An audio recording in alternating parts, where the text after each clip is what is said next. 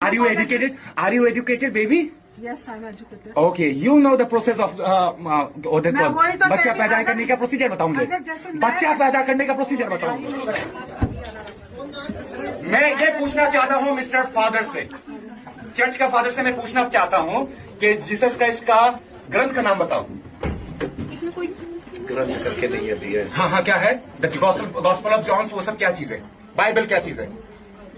धार्मिक ग्रंथ। धार्मिक ग्रंथ है। ये कहाँ से मैन्युफैक्चर हुआ है? जस्ट टेल मी कहाँ से मैन्युफैक्चर हुआ है?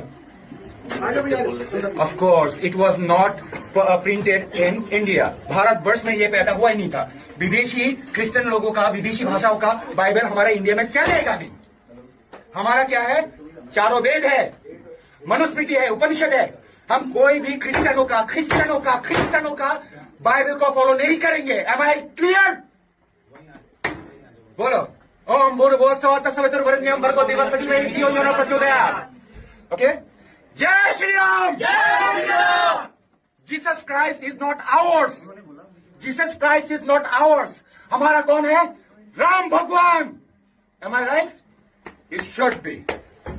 साला इधर बाबरी मस्जिद बन रहा है, उसके लिए कोई आवाज नहीं उठा रहा है ना? बाबरी मस्जिद बन रहा है, उसके लिए कोई आवाज नहीं उठा रहा है।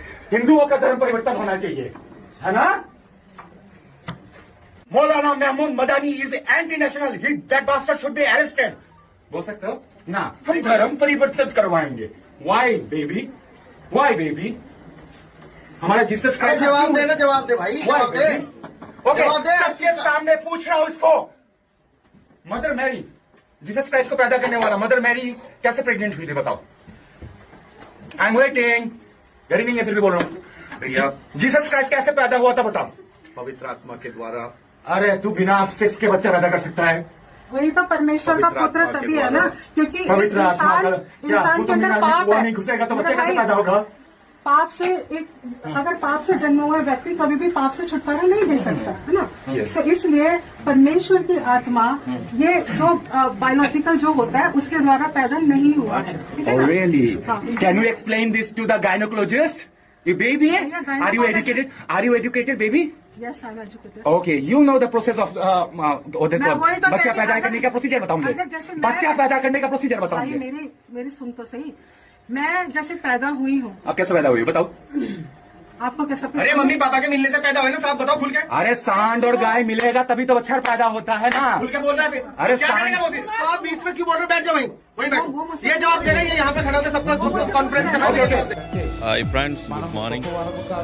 ఈరోజు పొద్దున్నే నాకు వాట్సాప్ అంటే మనం నిన్న యేసుక్రీస్తు పుట్టిన దినమని అందరం మనం క్రిస్మస్ సెలబ్రేషన్స్ చేసుకున్నాం అందరం. అయితే ఒక అశ్విన్ గారని మా సార్ ఒక ఆయన ఒక వీడియో పెట్టారు. ఈరోజు మార్నింగ్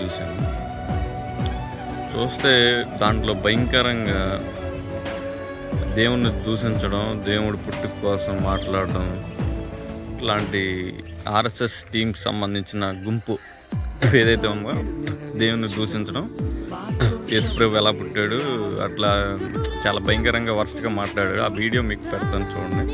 వీడియో చూసే ఉంటాను, చూడండి ఒకసారి. అయితే నేనేమంటున్నానంటే, భారతదేశంలో మనందరం బతుకుతున్నాం. ఏ ఏ ఏ మతమైనా, ఏ వర్గమైనా, ఏ భాష అయినా, ఏదైనా సరే భారతదేశంలో మనం మన పితరుల నుంచి బతుకుతున్నాం. ఇప్పటి నుంచి కాదు, ఇప్పుడే కొత్తగా ఏం ఊడిపడింది కాదు. ఈ మతాలు కానీ లేకపోతే భాషలు కానీ కొత్తగా ఏదో వచ్చి ఈ మధ్య ఊడిపడింది కాదు. ఫస్ట్ ఆఫ్ ఆల్ అది గుర్తుపెట్టుకుని, భారతదేశానికి స్వతంత్రం రాకముందు నుంచే ఈ మతం అన్నది, మీరు మతం అనుకుంటున్నారు, మేము మార్గం అనుకుంటున్నాం. స్వతంత్రం రాకముందు నుంచే భారతదేశంలో ఉంది. ఓకేనా? భారతదేశ రాజ్యాంగం రాయకముందు నుంచే ఈ మార్గం అన్నది భారతదేశంలో ఉంది. అది గుర్తుపెట్టుకుని ఫస్ట్ ఆఫ్ ఆల్ ఒకసారి రీసెర్చ్ చేయండి. ఆ బూతులు వచ్చేస్తున్నాయి, కానీ బూతులు కూడా మనం మాట్లాడకూడదు. అన్నీ అణిసిపెట్టుకొని ఉండాలని మన బైబిల్ మనకు చెప్తుంది.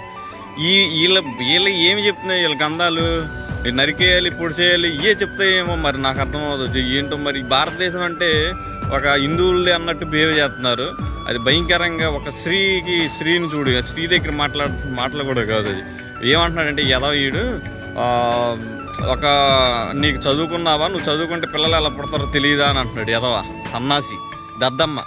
ఇక్కడ ఒక భారతదేశంలో ఒక ఇంట్లో మనం ఒక ఇంటికి ఈ భారతదేశానికి ఎవరు యజమాని ఎవరు? నరేంద్ర మోడీను, ఆయన పిఏ కదా, అంతేనా యజమాని? ఈ భారతదేశంలో ఇలాంటివి జరుగుతున్నప్పుడు మనం ఏదో హ్యాపీనెస్గా క్రిస్మస్ వేడుకలు చేసుకుంటుంటే ఎదవలో ఈ ఆర్ఎస్ఎస్ టీమ్స్ వచ్చి ఇట్లా గందరగోళం చేసి మన మూడ్ని మనల్ని ఎంతగానో మానసికంగా శారీరకంగా అన్ని విషయాల్లో మన ఆత్మీయ స్థితిని కూడా మనల్ని దెబ్బతీసేటట్టు, వేరే వాళ్ళు బైబిల్ పట్టుకోవాలంటే భయపడేటట్టు ఈ ఎదవలు బిహేవ్ చేస్తుంటే, ఇంత జరుగుతుంటే ఈ నరేంద్ర మోడీ ఏం చేస్తున్నాడు, ఈయన పిఏ ఏం చేస్తున్నాడు? వీళ్ళే పంపిస్తున్నారు. ఖచ్చితంగా ఆర్ఎస్ఎస్ టీంని బిల్డప్ చేసేది మాత్రం వీళ్ళే, ఈ ఎదవలే. ఒక్క విషయం, దేవుడు ఇప్పుడే కాదు, దేవుణ్ణే యేసుప్రభు అనే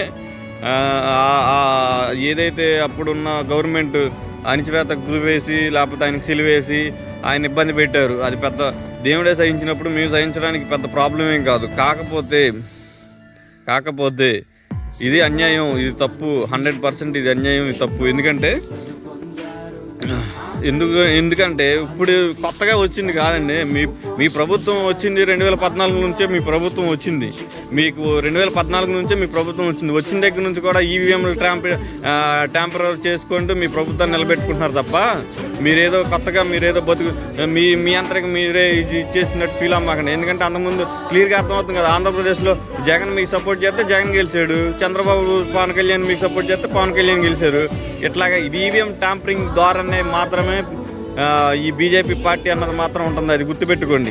మానవులు స్వభావం వ్యక్తిగతంగా భారతదేశం ఉన్న స్వభావం కానీ ఆంధ్రప్రదేశ్ ఉన్న స్వభావం కానీ ఒక పదవి ఒక పదవి అన్నది ఒకరికి ఇవ్వడానికి ఎవరు ఇష్టపడరు. అది మారుస్తూ ఉంటేనే ఇప్పుడు ఇట్లాంటి అరాచకాలు జరగకుండా ఉంటాయి. నేను ఫస్ట్ నుంచి అదే చెప్తున్నా, ఒక పదవి మోహంలో ఉన్నవాడు ఏం చేస్తాడంటే ఇచ్చలవిరిగా చేస్తాడు. వాడిని ఒక్కొక్కసారి వాడిని దింపేయాలి. మాకు 10 years 5 years చూపించి ఎమ్మటిన వాడిని దింపకపోతే ఇది ప్రబలిద్ది అనమాట. ఆర్ఎస్ఎస్ పెట్టి 100 years అవుతుందంట. ఇప్పుడు అంతకుముందు ఇప్పుడు ఏదైతే మన పక్క రాష్ట్రం సీఎం గారు ఏం చెప్పారు, ఈ 2025కి ఆర్ఎస్ఎస్ పెట్టి 100 years అవుతుంది, దీనివల్ల బోళ్ళని మతకాలాలు రేగబోతున్నాయి, జాగ్రత్తగా ఉండండి అని ఆయన హెచ్చరించాడు ఆల్రెడీ. అది హెచ్చరించిన కొన్ని రోజులకే ఇప్పుడు ప్రవీణ్ పగడాల గారు అనుకోకుండా చనిపోవడం కానీ, ఇప్పుడు క్రిస్మస్కి మేము క్రిస్మస్ సెలబ్రేషన్ చేసుకుంటుంటే మా పర్సనల్గా మేము చేసుకుంటుంటే మీరెందుకు వచ్చి ఇలాగ మమ్మల్ని ఇబ్బంది పెడుతున్నారు? ఆడి ఎంత ఉద్రేకంతో మాట్లాడుతున్నారో చూడండి. ఎందుకంటే ఒక పాస్టర్ గారిని పట్టుకొని ఆయన చెయ్యలేసి అదే మనం వాళ్ళ టెంపుల్స్లోకి వెళ్ళి మనం వాళ్ళని ఇబ్బంది పెడితే అసలు టెంపుల్లోకి వెళ్ళవసరం లేదండి. మన బయట సువార్త చేస్తే టెంపుల్ బయట మనల్ని ఏదో పిచ్చినా కొడుకులాగా చూస్తున్నారు, దాన్ని ఓకే ఇష్యూ చేస్తున్నారు. ప్రతి నా కొడుకు అప్పుడు మాట్లాడతాడు, ప్రతి నా కొడుకు అప్పుడు మాట్లాడతాయి, ప్రతి నా కొడుక్కి ప్రతి జులపాల నా కొడుక్కి అప్పుడు మాట్లాడతాయి. ఒక అన్ని విషయాలు ఇప్పుడు మన దాంట్లో దూరి కూడా మన ఏళ్ళు పెట్టి గెలుపుతుంటే అప్పుడు ఎవడు ఏ సీఎం మాట్లాడు, ఏ పిఎం మాట్లాడు, ఏ నరేంద్ర మోడీ మాట్లాడు? ఎందుకని కరెక్ట్ కాదు అసలు. ఇలాగ అయితే కనుక అనేకులు ఉగ్రవాదులు తయారవుతారు, అనేకులు మాలాంటి యువత ఇలాంటివన్నీ సహించలేక ఉగ్రవాదులుగా తయారయ్యే అవకాశాలు ఉంటాయి ఖచ్చితంగా. ఎందుకంటే ఇది బలంగా చెప్తున్నాం. ముస్లిం సోదరులు కానీ క్రైస్తవుల సోదరులు కానీ యవనస్తులు చదువుకున్న వాళ్ళు డాక్టర్స్ ఎలా అయ్యారండి ఉగ్రవాదులు? మన బాంబులు పెట్టారు, డాక్టర్స్ చదువుకున్న వాళ్ళు ఉగ్రవాదులు ఎలా అయ్యారు? మీరు చేసే పనిని బట్టి కాదా? మీరు చేసే అణచివేతను బట్టి కాదా? మీరు చేసే ఏది న్యాయం అది చేసుకుంటూ వెళ్ళండి. లేకపోతే భారతదేశం అంతా చాలా ఇబ్బంది పరిస్థితుల్లోకి వెళ్ళిపోతుంది. ఎందుకంటే భారతదేశం నీది నాది కాదు, ఇది మన అందరిది. ముస్లిమ్స్దైనా క్రైస్తవులదైనా లేకపోతే హిందువులదైనా మన అందరిది భారతదేశం, అది గుర్తుపెట్టుకోండి. మీ ఊరు మీ దేశం మీ ఊరు అని మమ్మల్ని ఎలవేస్తున్నట్టు మాట్లాడుతున్నారు, మమ్మల్ని ఎలేసినట్టు చూస్తున్నారు. మీరు ఇది కరెక్ట్ కాదు. This is wrong. జై హింద్, జై భారత్. మేము జై హింద్, జై భారత్ చెప్పడానికి ఇష్టపడతాం. మీరు ఇది చెప్పండి అది చెప్పండి అని బలవంతంగా చెప్పించడం అది మీ మూర్ఖత్వం.